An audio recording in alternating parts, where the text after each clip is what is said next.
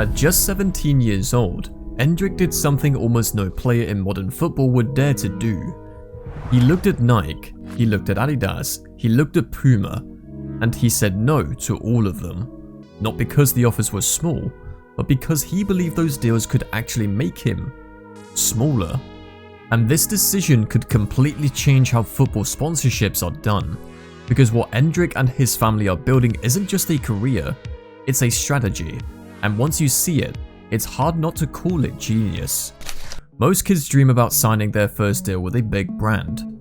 Endrick already did that, at 11 years old, becoming one of the youngest players ever to sign with a major company. At the time, Nike signed him while he was still in Palmeiras' academy. For a Brazilian kid, that's the ultimate validation. It's like the system choosing you. But here's the interesting part. While many young players and their families see these deals as a finish line, Endrick's team treated it as a test. They observed, they learned, they understood how the industry works. Then the pandemic came. Endrick was around 14 when Nike approached him for a renewal. For most families, it would be automatic.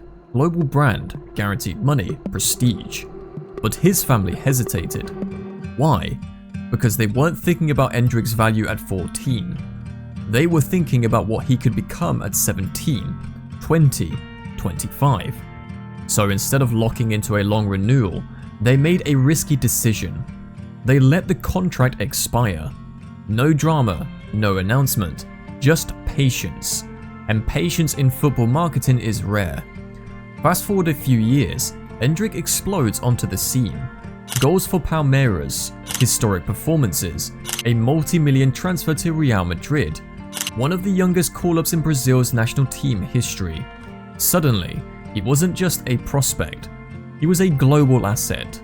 And the moment he turned 17 and his Nike deal ended, the entire market showed up.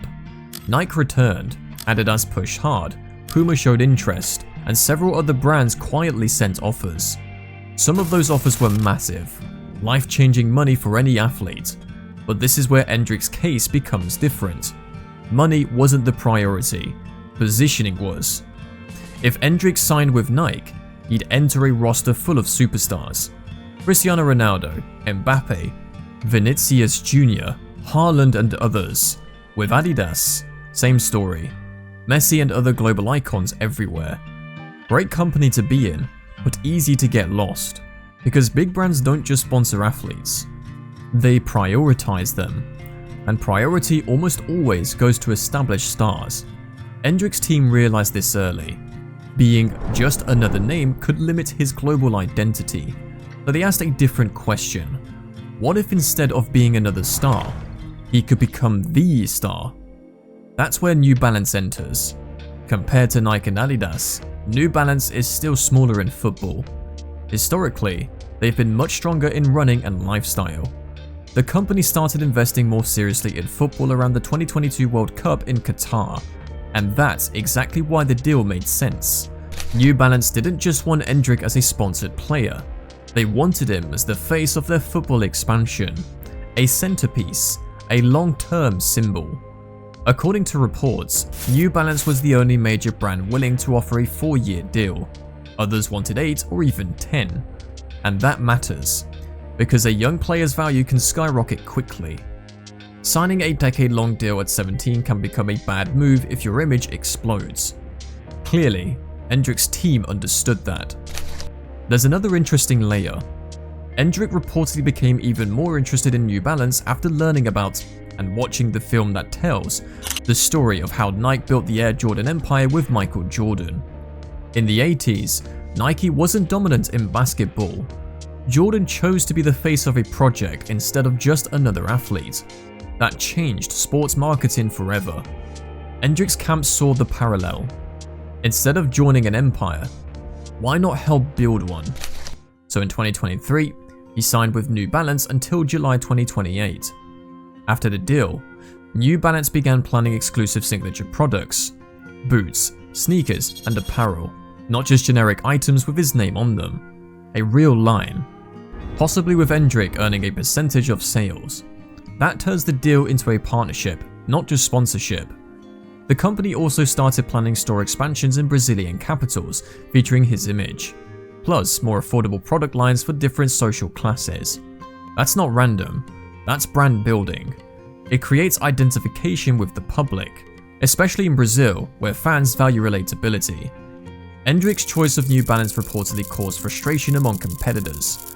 According to reports, Adidas viewed the decision as a significant setback for their long-term brand ambitions. But the Endrick brand goes beyond contracts. Look at his image. Simple haircut, no flashy social media lifestyle, no controversies, no party boy reputation, no overload of tattoos or jewelry. That's rare for a teenage superstar today. And it doesn't seem accidental. People close to him talk about a carefully controlled image strategy, one that echoes Brazil's old school football era, when players were known more for their performances than their Instagram. His own words reinforce that. He said he prefers restaurants and family time over parties. He avoids controversy, he doesn't want to damage his image. For someone so young, that's unusual. And on the pitch, his personality matches. Like Palmeiras' comeback after being down 3-0, when Endrick was still playing in Brazil. A teenager could have disappeared. Endrick did the opposite. After scoring the first, he asked for the ball and took responsibility. And he delivered. Goals, impact, influence. That shows confidence, personality, leadership. Just like his hat-trick in his third match for Lyon, when he became the youngest Brazilian to score 3 goals in a single European game, and the player who needed the fewest matches to reach that mark, surpassing names like Neymar and Ibrahimovic. Brands love that, because marketing isn't just about talent, it's about story.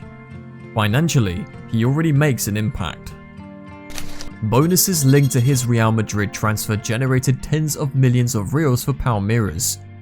So even before arriving in Europe, he had already moved huge amounts of money. And in Madrid, despite limited opportunities in his first spell, expectations remain huge. There's belief he could inherit the number 9 shirt in the future, one of the heaviest shirts in football. If that happens, his image value could skyrocket, which again makes a shorter contract look smart. When you connect everything, this doesn't look like a kid impulsively rejecting brands. It looks like long-term positioning built on scarcity, exclusivity, identity, growth potential. Instead of the biggest check today, Endrick may be betting on being bigger tomorrow. If it works, he won't just be another Nike or Adidas athlete. He could become the name that defines a brand's era. And maybe the boldest part? If it works, other young players might copy it. Instead of running to the giants, they might look for brands where they can be the main character. That could reshape football sponsorship battles, which is crazy, considering this all started with a 17-year-old who wasn't even old enough to drive in some countries. So what do you think? Did Endrick make the right decision, or should he have signed with a giant brand? Let me know in the comments.